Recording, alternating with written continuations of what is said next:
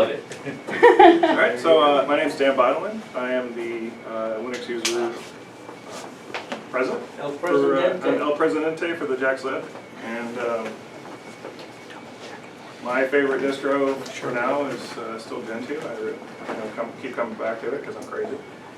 And it's fun. It's like a bad relationship. It's a hard No, addiction to break. it works better. Like I always have problems when I go to Arc, love your Debian, abusive or whatever spouse. else, and Gentoo always just works. So, I have a site, Vicky, and it's up. I got a bunch of all my presentations and stuff go there, and so I just wrote this and that, and I've just transitioned over to GitHub for my site. So I'm writing it all in Markdown, which is kind of a fun new experience. I'm going to actually rewrite the visual, make it a little bit better, but this for now it works.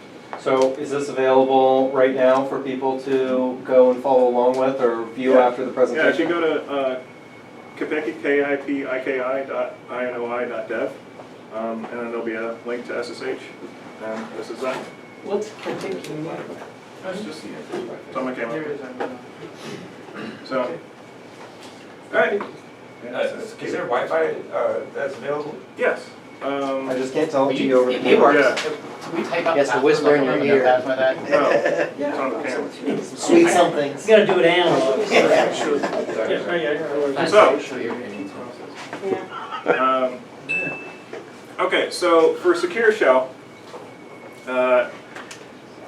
you can do a lot of things with this, and it's really cool, right? You can connect to Linux, BSD, OS X, Windows, pretty much anything under the sun using SSH. Right? There's clients and servers for pretty much everything because it's open source. It's open source technology, and I believe it was started in BSD. It'll provide you with secure remote shell access, so you can go on and use a terminal on a machine. You can push and pull files using it. You can tunnel through it. There's actually a SOX tunneling server built into the OpenSSH server. And you can also do like direct tunnels, or you can do SOX tunnels, you can do X11 forwarding, which is kind of cool, where if you have like applications on a server, you can actually, like X applications, you can run a command to actually pull that UI over to you. So there's a lot of cool stuff. I kind of threw together a picture I'm going to go through. Everything else in the material is kind of configuration in different ways, pros and cons of doing stuff. This is a kind of a common network design you might find in most any business. Right? So a large business is going to have multiple layers of networks. They're going to have multiple establishments of security and different things. Just making sure it's recording. Is it actually recording? It's not blinking. That's a red thing. Okay. Well, it doesn't have it on the front. Anyway. All right. So what we have here is this is you.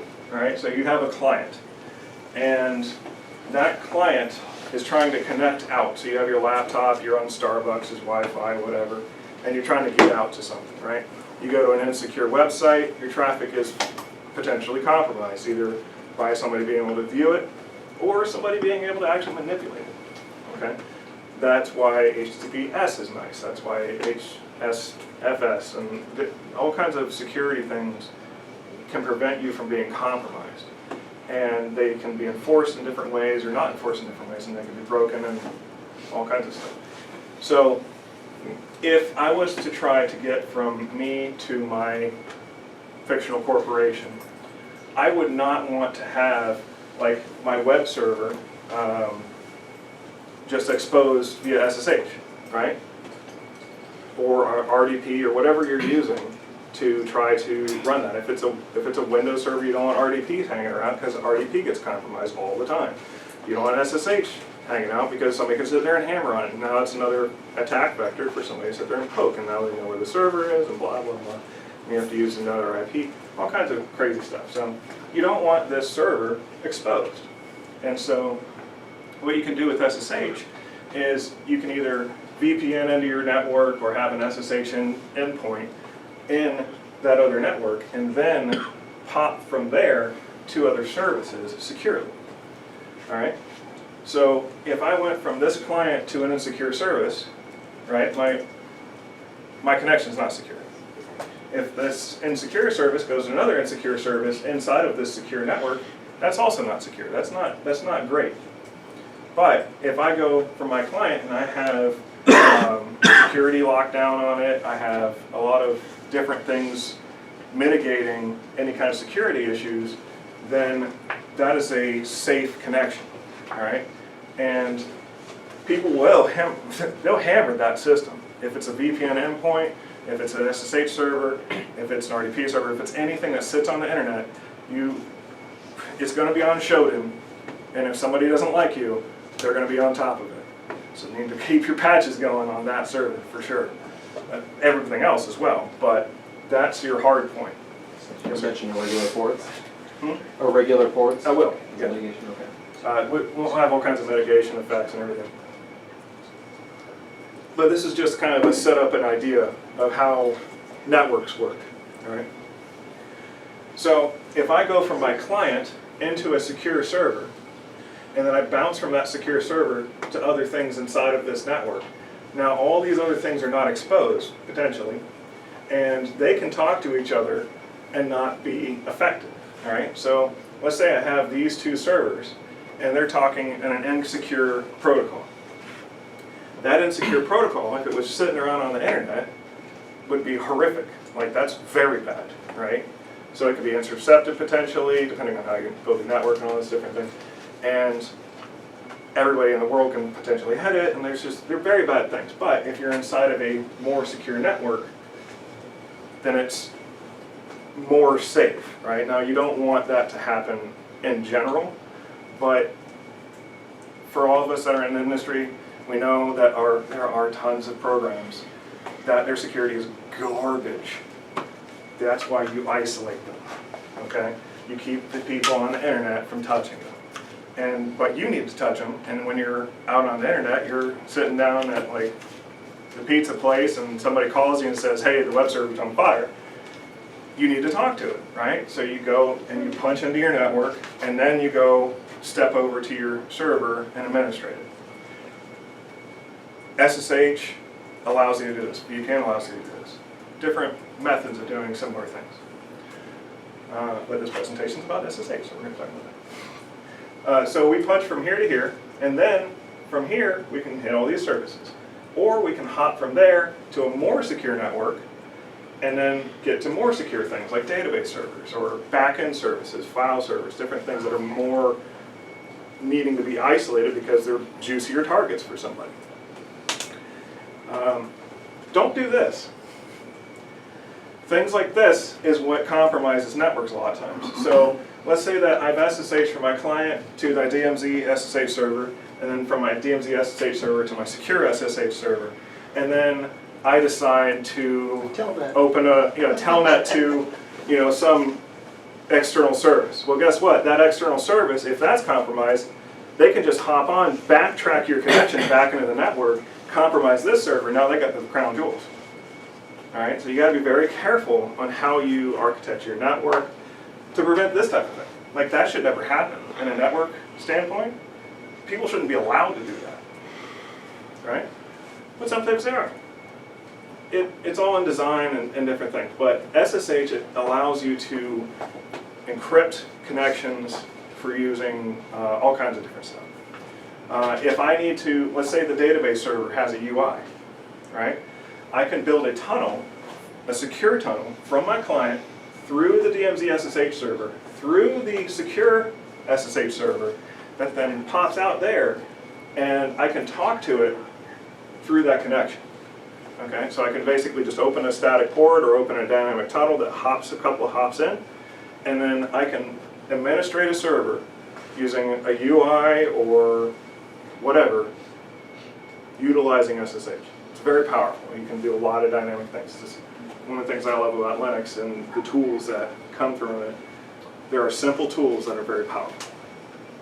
Any questions on kind of design type of stuff? You guys are stumped, bored, or I'm good at explaining things, one of the three. We'll let you You drew a do it. picture, it's very I nice. do have, it's We like pictures. pictures, well, there's only like 3 of them, so. We'll go with the latter. You explained it pretty well. Okay, so one of the staples of security in SSH is the server identification keys. Yes, sir. How do you know if you can trust these keys? Oh, good That's a question. very good question. Because I mean, you go get off a website, but that could be compromised. And Well, no, you wouldn't go off of a website. You would have to build a trust relationship. Either you build the server, like if I built the server, I would have the keys. Either I can build it in a secure network, and then I can grab the keys using automated methods, or I can go onto the server when I build it and pull the host key, and then say like, here's a list of all the validated host keys for our corporation, and these are all valid, all right? And you trust the keys? Math. Yes, and the keys themselves are cryptographic. It's the same thing as GPG. Okay, so it's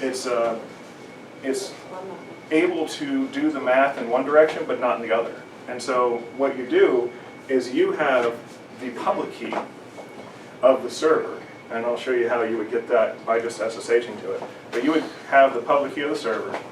You would then go tell the server like, hey, I want to talk to you, and it says, hey, I need you to start initiating this connection. So it initiates the connection. You encrypt it with their public key. They decrypt it and provide you with only something that would have been decrypted using the private key, and only they should have the private key. We'll go into that. And then you know that you're talking to the real source. Okay. So, whenever you first connect to a server, like you build an AWS server, actually if you build an AWS server, I think they'll actually provide you with the key. Not the host key. Not the host key? Yeah, they'll provide you the authentication key. Right. Like your They can provide you with the host key. And you can actually transition this between servers as well. So if like you're in a corporation, you're rebuilding a server, you can actually just snatch that private key off of the old server, put it onto the new server, and then all the users are none the wiser for the most part because they are connecting to the same host key. Don't leave it on the old one because that's that's all bad news. Right. Don't put the same key in every server. Oh, no. Don't do that. Certainly don't do that. But if you had like a round robin, say cluster of SSH bastions or something, let's say you had 2 or 3 SSH bastions, that way they were redundant, you could provide all 3 of those with the same key, and that way, no matter what you connect to, it's the same host to you. Basically, the most important thing is if you connect to the same server twice and it asks you to We'll get to that. approve it again, that's bad. Yeah. So, if I SSH, I had a couple of little VMs here, and I had a user at log01. I SSH to the second server, which is 172.16.54.2.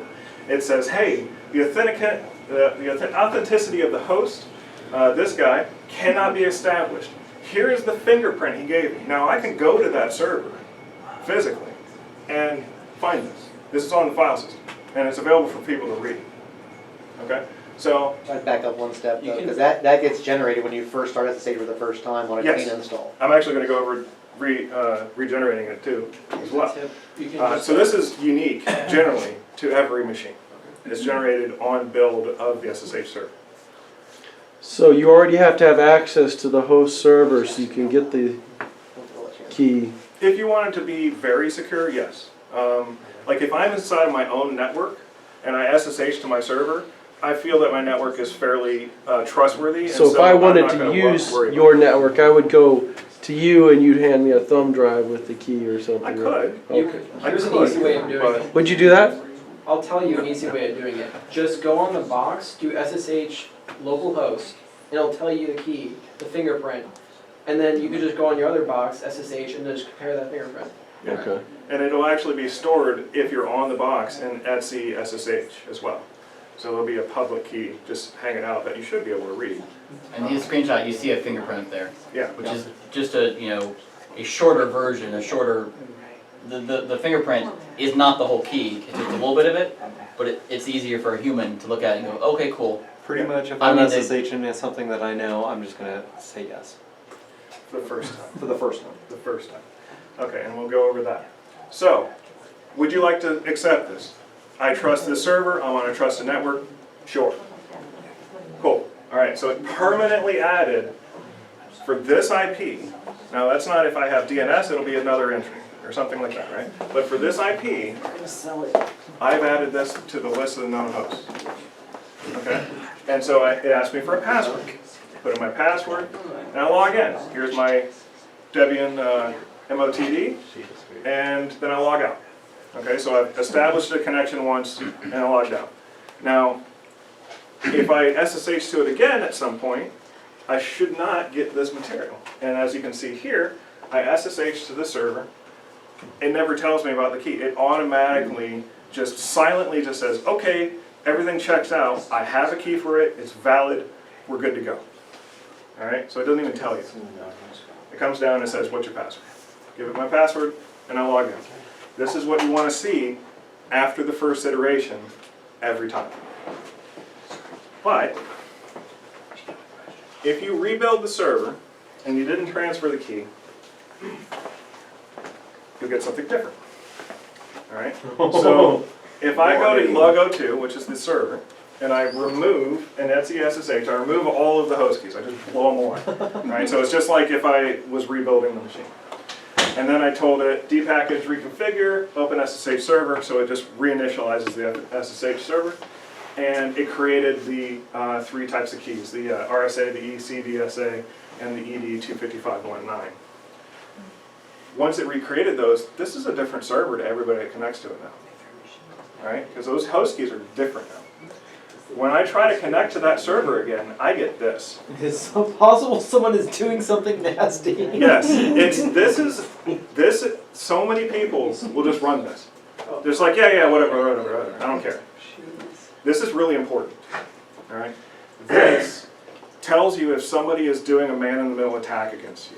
This tells you if somebody has replaced your server with something you don't trust, all right? So you can sit there and type your username and password in, and then they'll send your username and password to your server, and now they have your password and they're watching all of your stuff because you ignored this message, right? So if you're somewhere insecure and you know that should have not happened, right? If you own the server or if it's a server you trust, and that happens, question it, all right? Be like, why did this happen?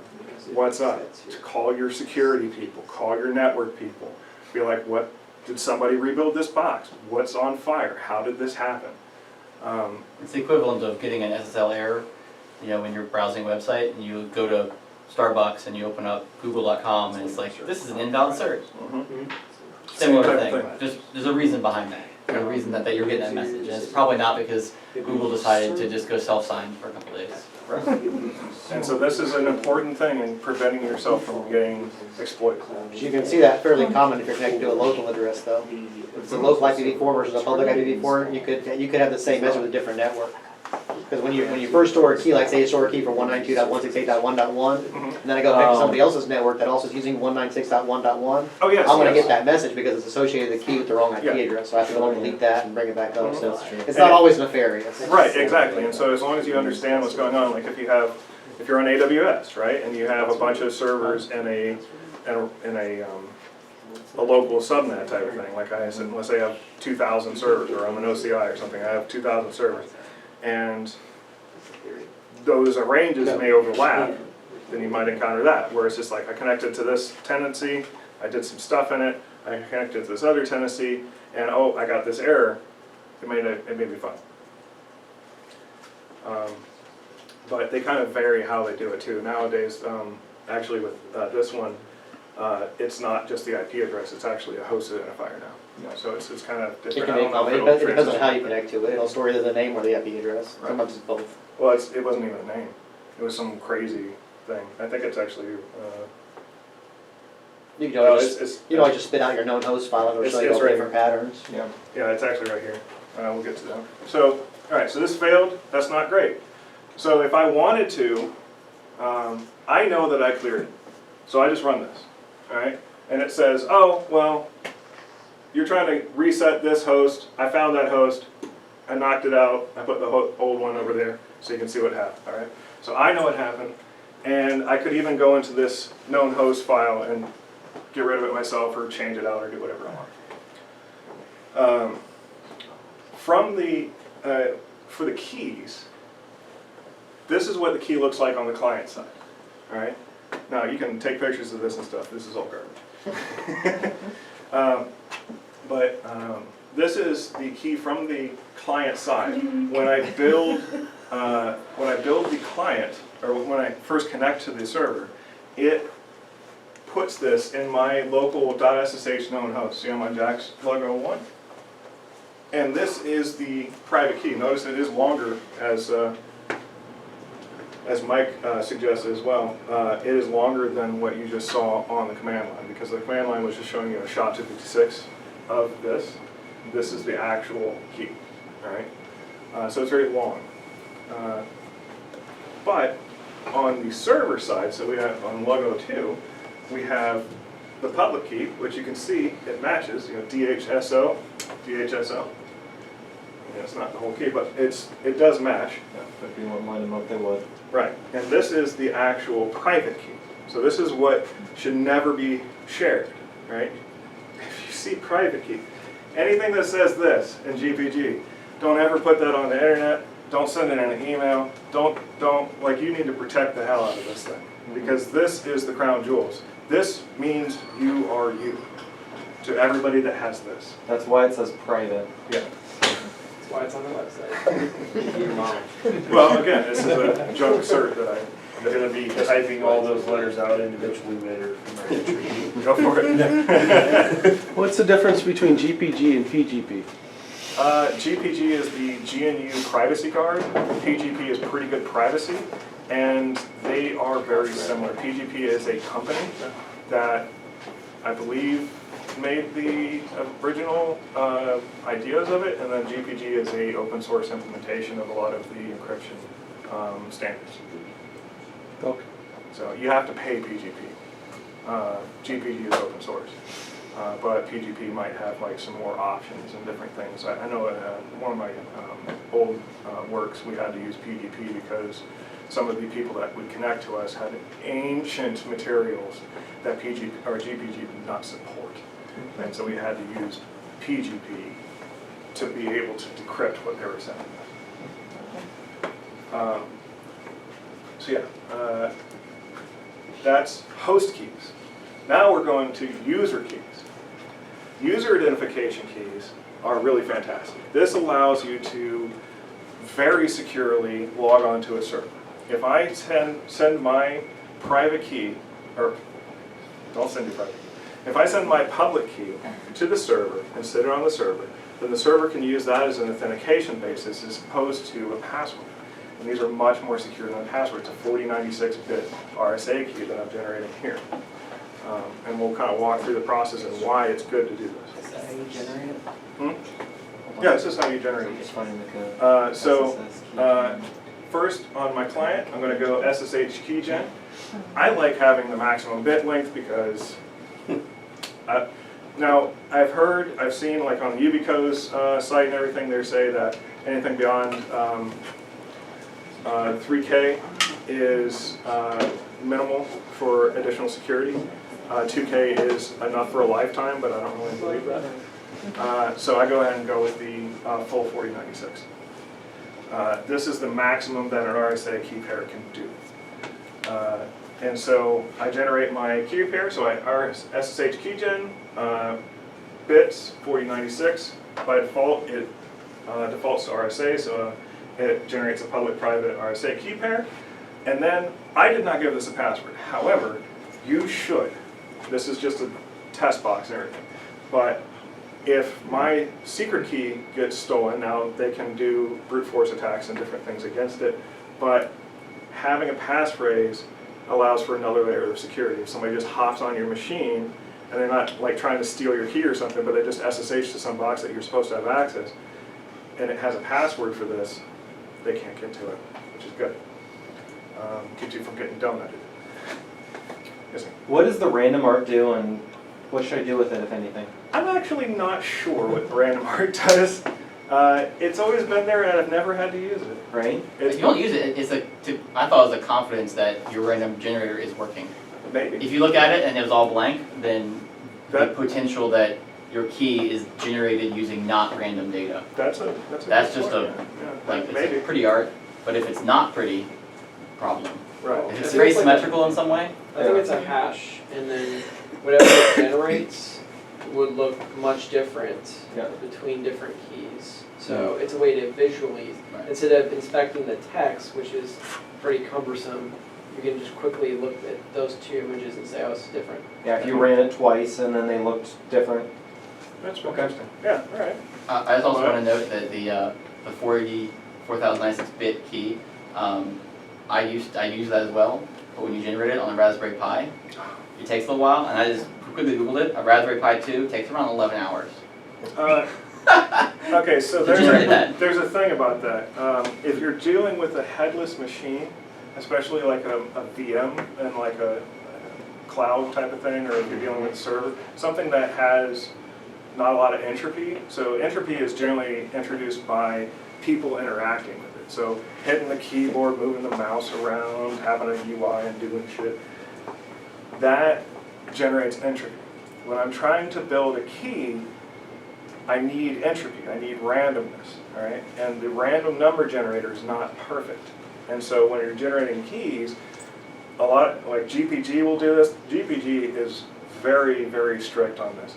If you don't have enough entropy, it'll actually fail in building the key over a certain amount of time. You can add a package like our, I know Red Hat or Linux, CentOS, they have a package for generating entropy or something like that. I don't know if it's pseudo entropy or not, but on servers, a lot of times you have to do that because you cannot provide the machine with enough entropy without basically just slamming through the disk and doing random things and doing so. And you can certainly do that. Just compile something. Yeah, well, you can compile The process things. needs to be working. There's actually interesting things with I think it was RSA Consortium or Rackspace or something. They had a wall. Cloudflare. Was it Cloudflare? Yeah. Oh, it's so cool. One of their 6 sources of entropy is a webcam pointed at a wall full of Lava lamps. lava lamps. Yeah, so it's a wall of lava lamps in their foyer, and that's their entropy generator.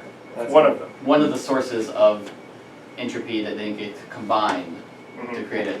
I also You know can also there- use like a microphone that's sitting out somewhere. You know, on the highway or something, you know. It's just random, you know. other sources that do include oh my gosh. We're gonna run way over if we don't keep going, so. We're That's just never keep- happened before. I know, right? This is ridiculous. Is I mean, RSA I love just sitting here quantum and, resistant? talking. No. All right. So, now that we have our keys, we want to send it to the server, all right? So, the way we do this is we can use SSH Copy Id, which is a nice little tool, or we can actually just grab the ID rsa.pub and send it over to the server. It sits on the server, and once we use this tool to send it, it says, hey, here's your password. Again, it didn't ask us for our host key, right? No, I reset it. So this one actually was new, Yeah. but it didn't like explode or anything, right? So I said yes, I gave it a password, here it added my key, and then it dropped me out and it says, all right, go ahead and try it again. And so I SSH to it, and boom, I'm in. Do you have to type YES? Can't type Y? Depends on the program. Okay. I've always You typed don't Y. have to specify where your key is? No, it'll take the default. You can actually specify the key using the -I. You just have The default is IDRSA and IDRSA.pub Oh, under okay. the .ssh. So if it's sitting in that Very location top. under that Second file line name, it from will top, take it usually as okay. default. Right. I did not know that. You can't just Can't say Y. like attack Y. Well, I was some getting too distance. cozy with computers at one point because at one point I actually said yep. And it's just like, You can't talk to me like that. You Didn't have have to the type coding out. for that. Did you Yeah, put your various things. username inside of the For the key? developers. No. No. The You still have key to Y is a specify- cryptographic Did set. yet work? Okay, All right? And It doesn't matter what the users are. okay. Did yet work? No. Yeah. Not in this case, or at least the case that I tried it in. But you can certainly program it to do it. So, You can so, even patch this to do it. so if you're SSHing into a machine that has multiple users, you're still gonna have to specify your username. Or how If does? your username, all right, so if you're, and we'll go over that too, if you're not user 01 on the remote system, then you will have to specify or build yourself a config, which we will go over that. Okay. All right, so that's keys. Now, we're gonna revisit keys when we get into security. MOTD, message of the day. I always find this fun. So, if you remember, like every time we see this, we SSH in, it's just like, hey, I'm this box, I got this kernel edition, I'm running this version, or this architecture, here's some stuff about Debian, and it's very run-of-the-mill, and I like my systems to be unique. So, I went ahead and just made a little calce saying, hey, how's it going? So, MOTD and the issue, Etsy issue, are things that the machine will actually show you when you log in. Either you log in from a console or you log in with SSH or whatnot. And you can modify it to have pertinent information, like if it's a system that you don't want people on, you can say like, authorized users only, by, threat of law, or like some, Scary thing. you I will hack back. Well, that's the thing, is if I did this on a production system, and somebody broke into that system, and then they saw that, and then I eventually figured out who it was, and then I went after them with a lawsuit or something, they can potentially say, and I think this has happened before, they can potentially say, well, it welcomed me into the system, so I thought I was authorized. And that can float in court. So you have to be very careful if you're doing this, especially from a business standpoint. Usually you would talk to your, like in a business, you talk to your lawyers, and you say, I need a banner. All right, and that banner is going to be for all of the systems. That's going to be for the Windows systems, for the Linux systems, for everything. Every time you log onto a box, it will give you a banner, and it will say, hey, this system is for authorized users only. Authorized users are these people, or like not naming those people, but by people of this corporation and our associated partners. You are not allowed to connect to this system if you're not of these people. If you have come upon this, please notify so-and-so and disconnect immediately. All right, so it's very lock hard in legalese, right? So they're like saying there's no way around it. So if you do find an unauthorized user, they don't have that escape of like, well, it looked like I was okay. You can also include your key random mark in there if you want to see it every time. Alright, so I used CowSay, which is a fun little utility to make a little ASCII art of a cow. First thing I install in every Linux system. Yeah, and I was trying to do it with Fortune, but you can't put executables inside an MOTD. Now I could have just had it cycle, like just a cron job that just changes MOTD every minute. But That's not a waste. and so Every minute. Every minute. I mean, I could have written a script that runs once every once every You're not. second, and then it runs How once a about- minute. Once after every login. I don't know. You could potentially you have to, yeah.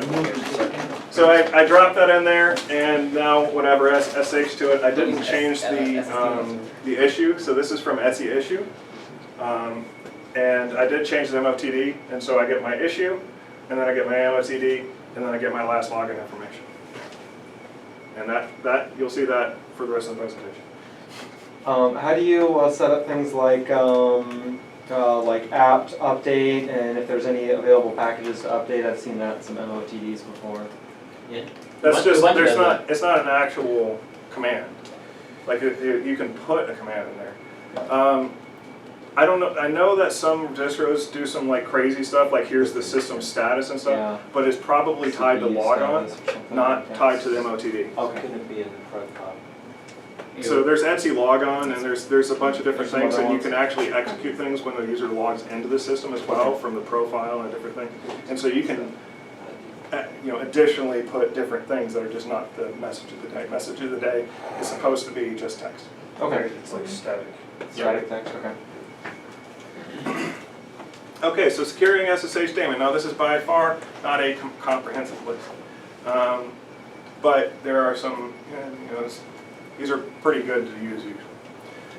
I'd like to disable the root logon, because if you're not at the machine, I don't want to log in as root. You should never log into the system as root directly unless you have to. And if you have to, then you should probably be at the machine. Yes, sir. Did anybody else hear that it's not root tour anymore? Yes.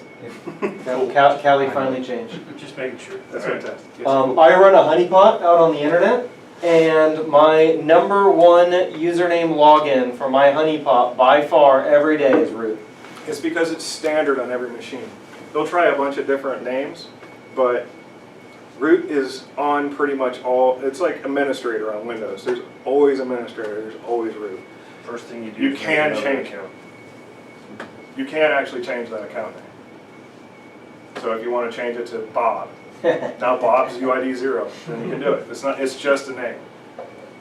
But in here, I'm going to say permit root logon. No, I don't allow it at all. Now you can say permit root logon without password, so that would be key login only. But again, I don't want people remotely logging in as root, if at all possible. They should come in as a user, so I know who it is.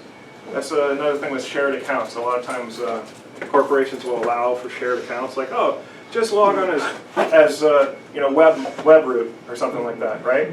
And you have like 20 employees, and then all of a sudden, well, somebody went in and destroyed the Apache cluster. Who did it? Web root. Who's web root? I don't know. I don't know. Well, I guess that's There's no accountability. Never happens. Right? So having people log on to servers and systems as their user, usually backended by LDAP or something like that, is good for accountability. And for disseminating abilities like using sudo with different groups and different things like that. We're not going to go into that. I'm going to sabotage you. I'll just switch to your account. Yeah. Yeah. Then we have alternate ports. Now alternate ports don't really get you a lot. What they do is they get you away from the dead script kiddies. The people that are just like, I'm going to go spider the internet for port 22 or 3389, same type of thing, RDP and all that kind of stuff. If you put an alternate part, you're going to get less script kiddie traffic. The thing is you're going to get more, well, you're not probably going to get more, but you're going to get less script kiddie traffic. People are trying to do bottom feedery stuff. They're trying to hit systems that are easy to hit. All right? It's not going to prevent you from being hit. Shodan will probably list you because they do full port scans on stuff. But it does reduce your traffic and your influx of that type of thing. Yeah. Then you have your listen address. If you have internal and external things, let's say you're running a web server and for some reason you have the external IP directly on the machine, but you only want to be able to SSH to it from the local box, you can actually tell SSH to only listen on like the local IP. And so it doesn't actually listen on the external IP at all, and so you can't hit it. So, great. All right. Restrict only protocol 2. This, along with ciphers and MACs, is important in that if you restrict what you can connect to the server as, then you can't do certain types of attacks against it. Those attacks are pretty well known and kind of crafty. But what they'll do is they'll say, all right, I'm going to be a man in the middle. I'm going to, you know, shift the keys around, or like, let's say you just let the keys go through or whatever, and I'm going to push you, I'm going to emulate the server for a minute, and I'm going to say, I don't support protocol 2. I don't support the CTR, right? All I do is RCC, or all I do is, you know, protocol 1. And they have exploits for those lower crypts, for those lower protocols. Yes, sir. Just as context, those are weaker encryption algorithms that have been broken previously. Right. For older, out-of-date systems. And they're older. Now, the reason you wouldn't want to do this is if you have to deal with a lot of older clients. But it's a very vulnerable product, and pretty much everybody does this. Now, the Macs will actually break things like PuTTY. PuTTY doesn't do well with some of these things. So you do need to be kind of careful. Make sure your user base can all use that, whatever diverse user base it is. If you're just dealing with like an admin crowd and you're only connecting to servers, then just say like, hey, use a more secure thing, sorry. That goes back to your distro. Some distros, when a new situation is released, like you might find that the older version of Cint that you're running just doesn't have it. Right. Like AES 256 CTR has been out forever, but It doesn't support it. I don't know. Yes, sir. Speaking of bus support, is there any reason you chose RSA 4096 versus ED 25519? ED 25519 is actually the newer one, but it isn't supported with everything. RSA is still at least on Debian, it's still the default. And it has not been broken. It's been partially, but not enough to be actually like do anything with it. So I went with the default, but yes, the ED or the ED is the new standard that people are looking to go to. Are there any like distributions or OSs that don't support ED 25519? I don't know. Yeah, potentially, but maybe not. Like so you could be dealing with like people that have older like Red Hat systems or something, right? So if you have a Red Hat 4 system, which they still are rolling around, it probably doesn't support that. And I have encountered that type of thing where it's just like somebody's just like, well, it's still on extended support, and the application only runs on this system, and so until we upgrade the application, we have to run this thing, and the vendor won't upgrade the application because they're a bunch of slow people. So we just got to stay on this, and that way it is going to degrade your capabilities. But as long as you kind of navigate that and you try to make sure that you're not on things that are actually broken, you should be all right. Like not everything is going to do AES 256 CTR, but it might do AES 128 CTR, which is also good. It's just less encryption, but it's still not broken, right? So it's just if you have to deal with legacy systems? Kind of, yeah. It's going to be determined by OpenSSL or LibreSSL, the underlying library, because like SSH doesn't actually do any encryption itself, it wraps around OpenSSL or Yeah, I think even Windows is supporting the native SSH, and Windows I think is also supporting OpenSSH, so I mean they're all going off that one. So Yeah, but Ubuntu it is 1804 did not have support It is for it. libSSL or OpenSSL relatively that does recent. the encryption. Right? yes. Maybe type So layer version of if OpenSSL. you want to I think. see what your system support, that's you can what go and look at provides OpenSSL. There's like ways of like poking in and like what do you support. 1.1.1. You can go and you can get a list of Yeah, that, and then 1.2 or what I've there's done that before letter is at the end of build it. a list So of what's 1.1.3.8. supported, build a list of what is insecure, and then compare that list, Yeah. and then poke the service and be like, do you support this? Do you support this? Do you support this? And you can actually kind of do like almost a pen test against It's a good idea. a piece of software that you're like a little bit dubious about. You know, it's just like, I want to make sure that this thing is listening and not listening on the wrong things, type thing. Cint 6 is not supporting it. Yeah. So CentOS 6 is Really? very, very heavily used. According to this Brendan. Random. That was like from a year ago, so don't trust it, but It a lot of times though they will stop development and they'll only keep releasing because that's an enhancement. Wow. That's not a security patch. right, so Cint will, you know, the SH binaries will get upgrades but not enhancements. Right. And I went to look for Cint just purely because I know those things tend to happen with that. Mhm. Where That they is a will just very keep big stringing one. on their old version of whatever because that new version of OpenSSH introduces some new features / quirks and tens of thousands of embedded appliances that run on Cint 6 would not accommodate that change. Right. So Cint 6 has a baseline feature set that is expected to live for the duration of the Yeah. OS. And so that'll live until 2022, I think. Right. But that's pretty much operating system universal. Like, think about when Windows XP was dying. They had the same problems. Think about like older versions of Mac OS X. They have the same problems. It's an operating system. It has certain supports. They'll keep adding things for a while until they stop. And then if you have to support a diverse environment, because especially in our thing, it's not that we don't want to upgrade the servers to the newest and latest and greatest and like, or like, you know, wait for a year and then do that and make sure all the go-getters get all the bugs out. But it's not like Cint's not gonna do code changes, because the way Red Hat based OSs do, the Red Hat based distributions do code changes is they don't change the version string.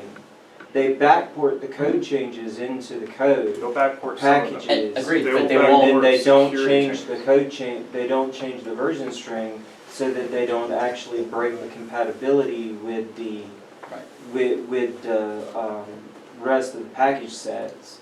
Debian does a Because- very yeah. similar thing. Same kind But of thing. because that requires effort on behalf of Red Hat or Debian developers, they will often choose not to backport.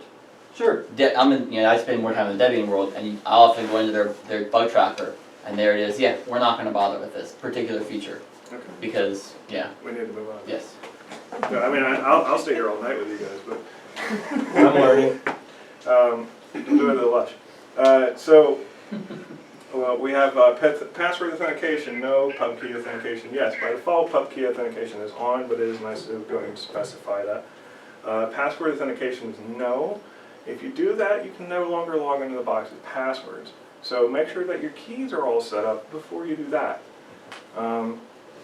Strict mode, what that means is it will be smooth. Strict mode, what it does is it makes sure that the systems, whenever it's running, whenever it's trying to connect or anything like that, are strictly enforced. So ownership, your modes, all your like structures and everything have to be correct. So that like if you have a user that's trying to connect and they have an aced, a 777 IDRSA, their public or their private key, right? It'll just be like, you have an invalid config, bye.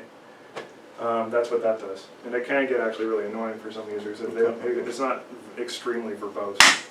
So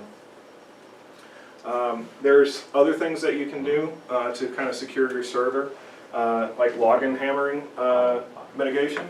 Fail to ban is a pretty fun one. And once you install it, it actually comes defaulted with SSHD on.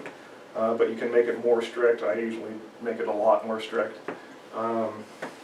What is SSHD? SSHD is the SSH daemon. It is the server component of SSH, because there's SSH client and SSH server. We're mostly talking about, well, we're talking about both, but SSHD is the daemon, and in Linux terms, daemons are the services, the things that are actually being served. Okay. Yeah. Windows calls them services. Okay. Linux calls them daemons. You know, bunch of people over Crazy, in I didn't know Berkeley that. doing acid, seeing demons, and Anything you killing see children deviant, and things. Usually. Okay. That's So what fail to ban Definitely does is it actually watches the thing. log file itself. It'll watch the authentication file, and it'll sit there and say, all right, this IP tried to log on 3 times and failed 3 times.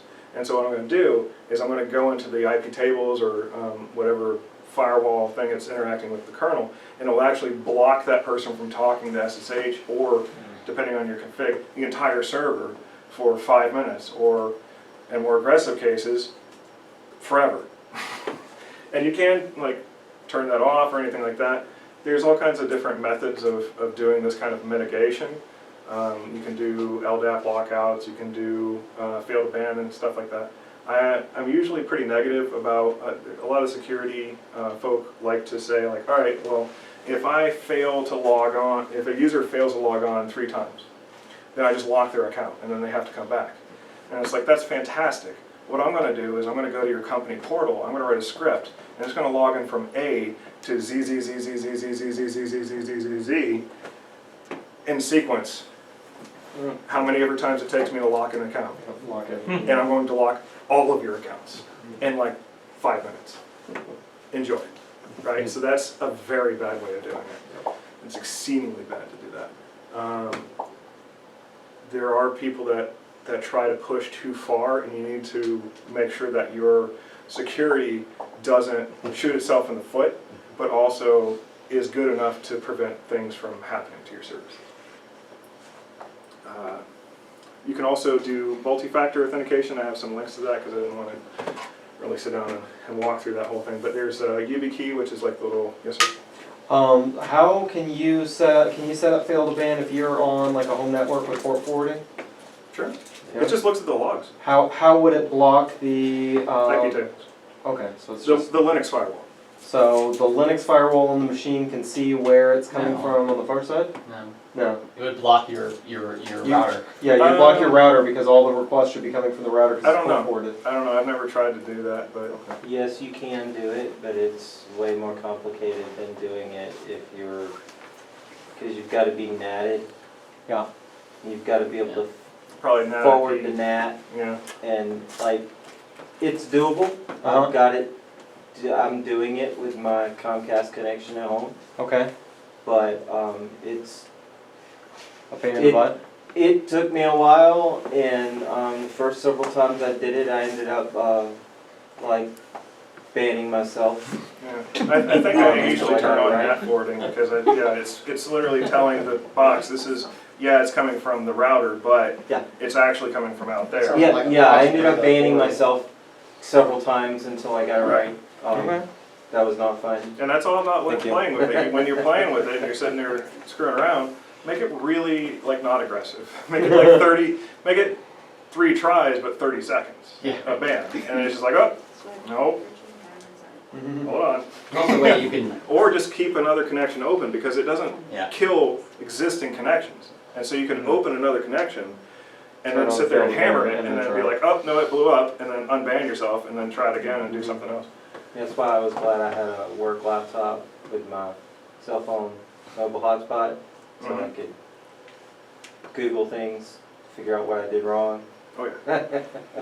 I can't tell you how many times it's been like I've looked for a flag for 8 hours.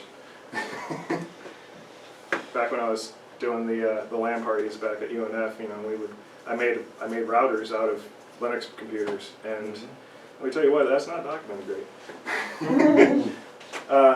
Or at least it used to not be. It's documented better now. So now we're going to do proxy. So remember when we were talking about like you could punch through and do a bunch of different stuff? This is proxy.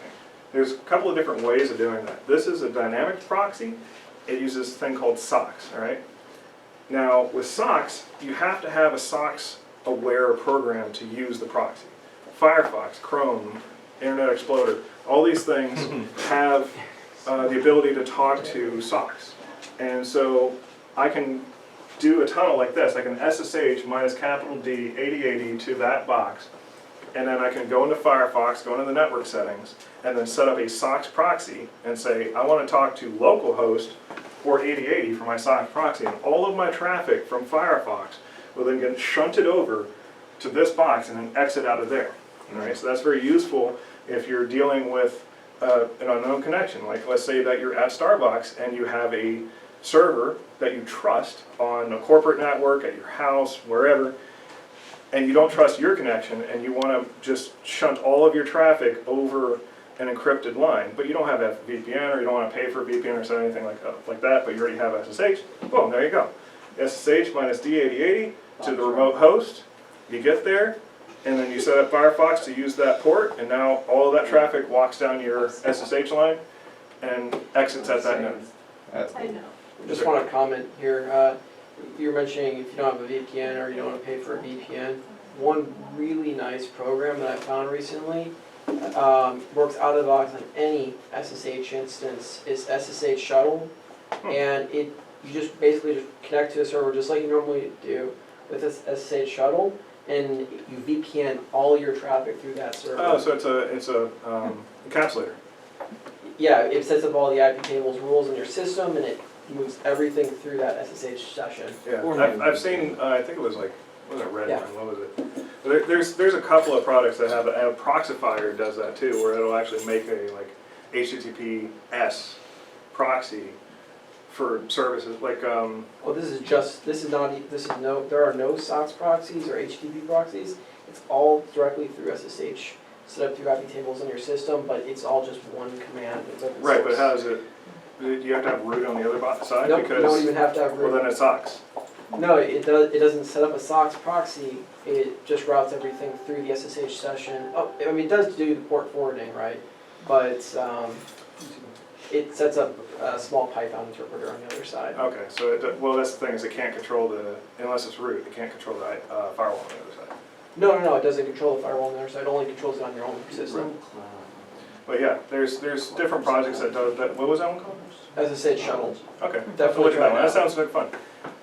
My buddy showed me something very similar where it was basically, but you had to manipulate the IP tables rules yourself. No. But you build a service, you build groups, and then you send particular traffic over that group, and it pops it in this, into the SOX proxy and pops it out the other side, even if that service is not SOX aware. I'll show you that. Yeah, that sounds cool. That's doing a dynamic tunnel. Dynamic tunnels are great, and that's mostly what I use whenever I need to get to some other network. And here you can see that I made the tunnel, and then down here I use netstat to actually show that I have a local listener hanging out. And that's this is IPv4 and IPv6 for anybody that hasn't seen that before. So static port forwarding. If you need to do a specific thing, right? Let's say you are unfortunately having to touch a Windows box. You need to RDP to it. Well, RDP doesn't deal with SOX. Right? This isn't a hate group. Would you mind hitting the Windows key? Yeah, I was gonna say, he's running that. I said unfortunate. It is unfortunate. So if I need to talk to an RDP server, right, and it's inside of another network, and I'm not VPN'd into that network, or even if I'm VPN'd into one network and then I need to public into another network from that network, then I can use a direct tunnel. All right. Now, that direct tunnel is going to push traffic. It's what is it called? It's yeah. But it builds a tunnel from a local port to a remote port, and it points at a particular IP. So in this case, I'm telling SSH I would like to go to the server 172.16.54.2, and I would like you to open a local port 8443, and I want you to exit this node and point 8443 traffic at 8.8.8.8 on 443, which is Google DNS, HTTPS port. And so I log on, and now it doesn't ever tell me anything about it, right? Just like the dynamic tunnel. So we have our connection open, and then I do a curl -k because the localhost isn't the key that this thing's going to provide me back. But I say curl -k https //localhost 8443, and it comes back with, hey, you know, it's a 302, but you know you can see that google.com. So it's just an example. But you could do that with like, I find this very useful specifically for talking to like RDP boxes. If I have to talk to a Windows box, then I can do like 3389. So I can do like 8389 to the server and then 3389. And what it'll do is it'll open that port locally, and then I'll just RDP to the local host 8389, and it goes over the SSH connection and pops out the other side and pokes that server. It's very useful. The Linux RDP client Remina has it built in, so you can just specify it all right there, like the remote. So it'll run the SSH command before it runs your that's RDP cool. connection. Yeah, It's pretty neat. I've So used you just click it it, and it fires off the SSH command, and then next to the localhost on the port that it creates, and it's instantaneous. That's pretty cool.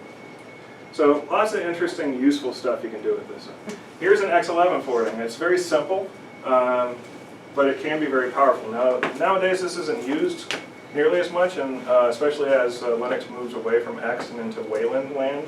I don't know if this is going to continue to work. Same thing with OSX. OSX has a X server, but they don't use it most of the time. Windows actually has an X server that you can download. I think it's called XMing, or there's a couple of different ones that you can probably grab.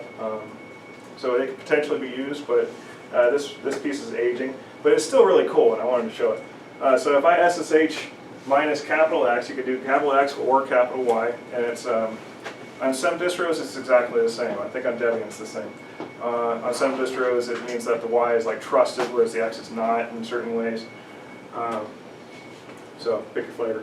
So I say SSH minus X to that remote host, and then once I'm in that remote host, I run a X service. So I ran X clock, and this clock is running on the remote host.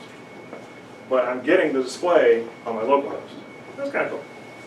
Just found out about that last week. So the X clock The X makes it come up in GUI, right? Yes. Yes, that's one of the X11 tool utilities.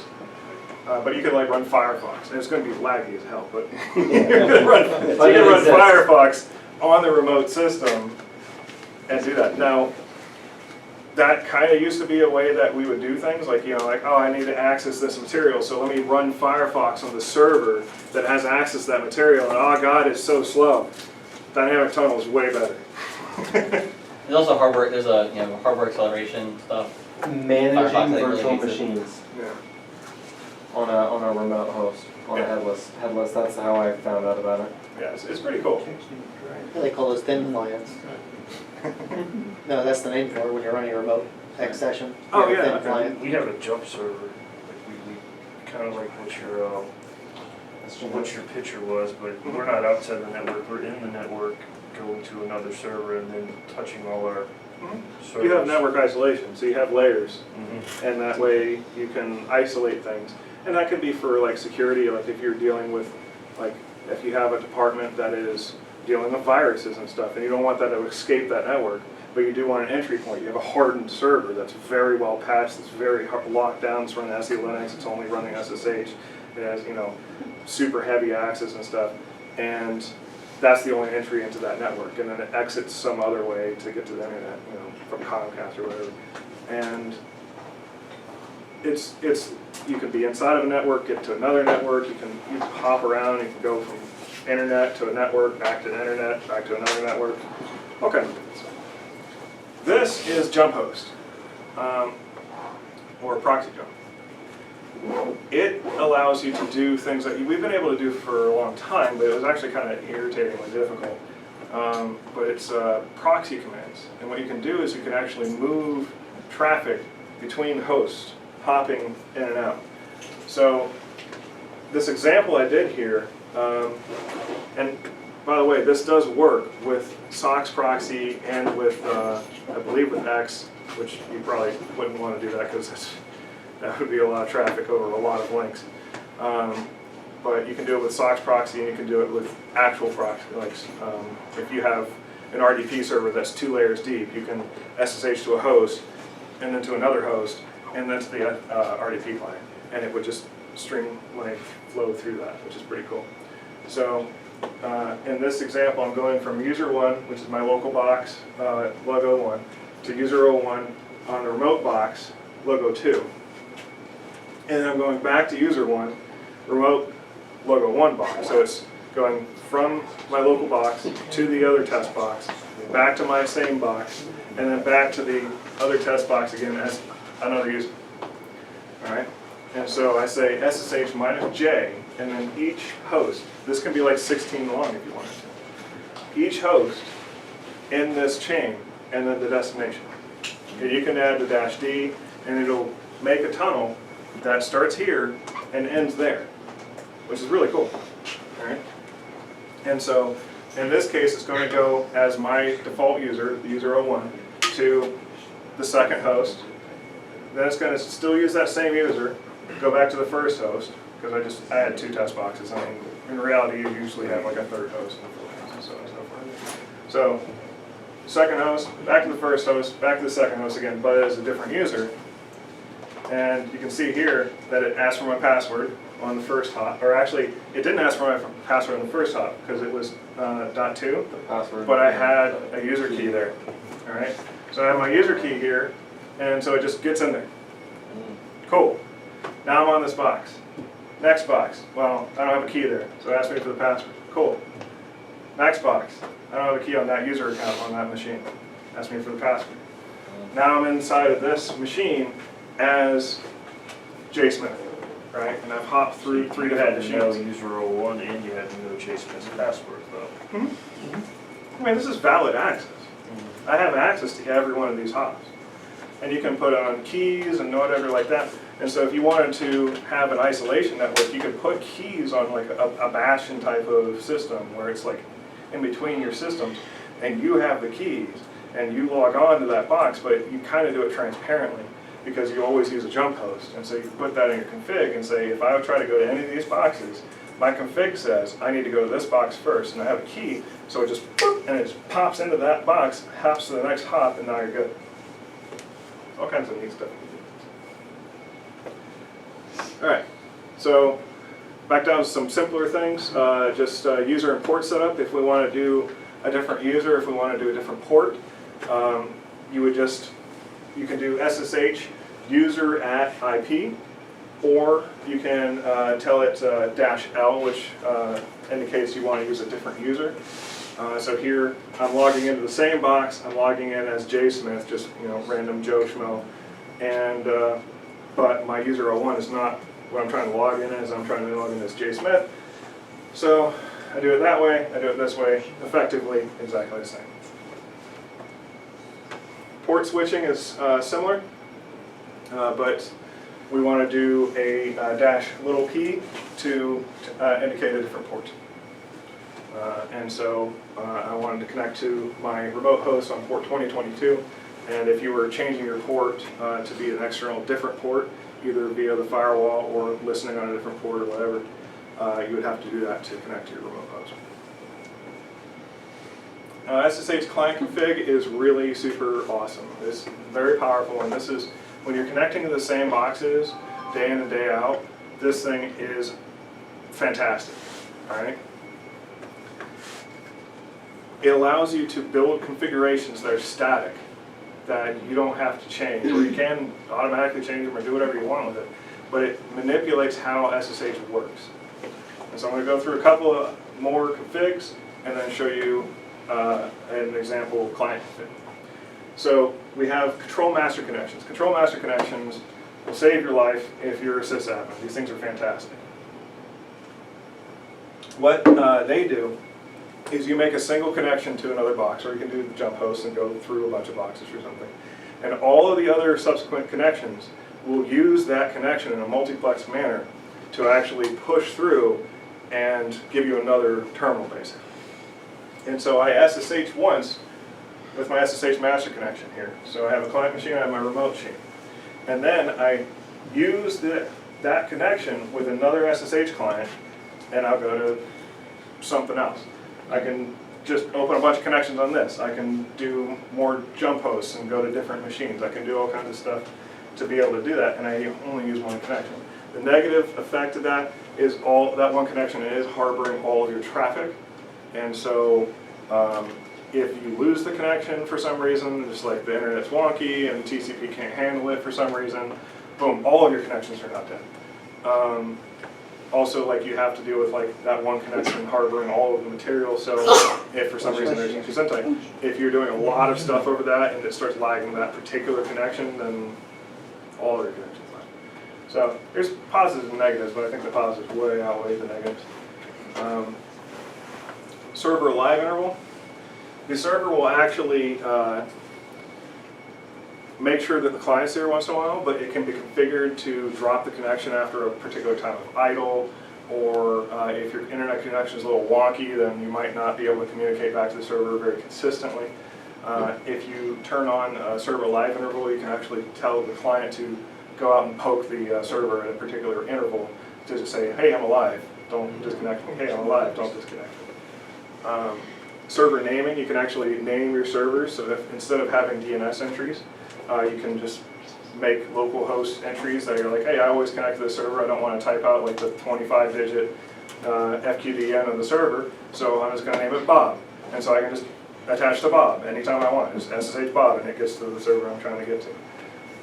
You can change user, port, key, pretty much everything. Anything that is able to be changed in the SSH client, you can change on this config. So it's very handy. So here's an example config that I wrote. For host star, which means everybody, it does use wildcards. Host star, I want to do server alive interval 60, right? So I just want to be able to like have my client going and talking to every client I try to talk to with that. Host logo 2. Now, the host star will apply to the host logo 2. All right? What SSH does is it actually walks down this file, and then it will kind of regex expect everything that is different. So if in this case, like if I have a server alive interval 10 or like 200 or something, that would override because walking down the file, it says host star, it does that, then it says, oh, this is more specific, and it has an overriding variable, it'll override that variable. All right, so here, I have a whole bunch of stuff going on. I have host logo 2. I'm telling it, I want to connect as user jsmith. The host name is actually this. Now you can have a FQDN, you can have whatever, IP, whatever you want in there. Yeah, this is the actual thing you would usually SSH to. I want to go to port 2022. I want to do control master auto, that thing, the control master stuff we were just talking about. The control path, I'm just going to set it to %C, which is like an amalgamation of the IP and like host name and all that kind of stuff. And I also want to add a dynamic forward tunnel on this connection. So every time I talk to this box, it's going to try to initiate these type of setting. All right. So when I now SSH to logo 2, it asks me for my password. Cool. Because I don't have a key on that user on that system, JSmith. All right, so I log on, boom, good to go. Then I open another connection on the same box, I'm sitting on the same box, on logo 1, and I SSH to logo 2. Because of that master connection, I'm on. No password, no nothing, it's just there. So it can, like, you need to know what you're doing with it, but it is very, very useful material. In the config file, can you specify your key? Yes. Yes. You can specify user key, you can pretty much specify almost anything. If you wanted to have multiple user keys, you could say You could be this, like, this host this- uses this key and Yeah. this one uses that key. exactly, you can have different keys for different hosts, you can have different keys for different users, you can have different users for different hosts, you can do all kinds of different stuff. You can be very specific on specifying things, you can be very obtuse about it. It's really useful. Don't call me obtuse. I'm losing weight. And that's it. I have some links at the bottom. Apparently Google E2FA didn't make it into the cut, but I'll put it on there later. One other thing too, you Can can you go- do type go back up? SSH. How far? Sorry to see the links. I mean, it's on the website. Yeah, I was gonna ask you for the website. Yeah. too. Or the websites. I did that and sent me to someplace in Russia. Oh no. No, it's not, you got the wrong He just address. had all his money stolen again. Well, I put KL instead of I. Yeah, That'll do it. Well, no, like if you go to anything.annoy.dev, it's not going to go right. Well, whatever I did, of course, There's like an annoy.com, and that's like some like Russian cell phone something or other or something. So it's kipiki.ini.dev, and I will put it up on our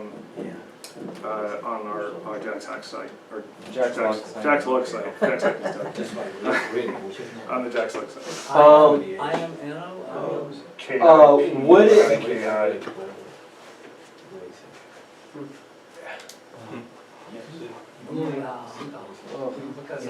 Notepad pads.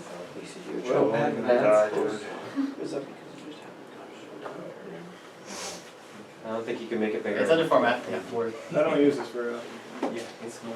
There you go. You have to be secure though. So while you're typing Actually, it you out, have to because it's a dev. It's a .dev. one of the other big things about SSH too is you can pipe stuff over it. Because like I do almost all my file transferring using tar and SSH, doing the push or pull. Yeah. I never. Dang, I didn't do Yeah, that's like SCP. my. But yeah, SCP Well, I is don't even secure use copy. SCP. I don't even use that. I just use SSH and do tar push and pull. Yeah, you can push the material right over. Yeah, I don't ever touch You can it. use SCP, which is secure copy. SFTP is, there's an SFTP daemon, part of OpenSSH that you can use as well. There's all kinds of. But you don't have compression that way. If you use tar with a good compression algorithm, you can compress it on one end and send it that way, and then uncompress it on the other end. Use rsync over. Yes, actually, you can. So is it reasonably secure to run SSHD on my home computer and open up a port on the router to be able to SSH into it from Send a here? copy. How good's your password? No password. Then it's Only a very key. secure. Only a key. Only key-based authentication. Okay, so yes, you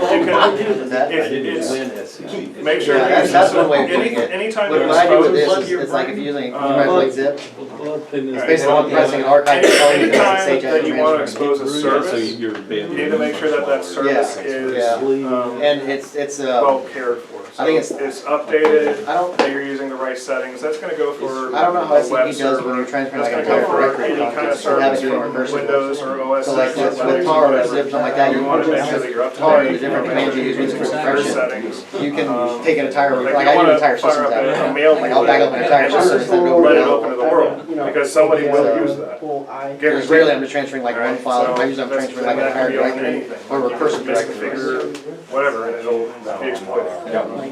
Okay. Have any other questions? Oh, okay.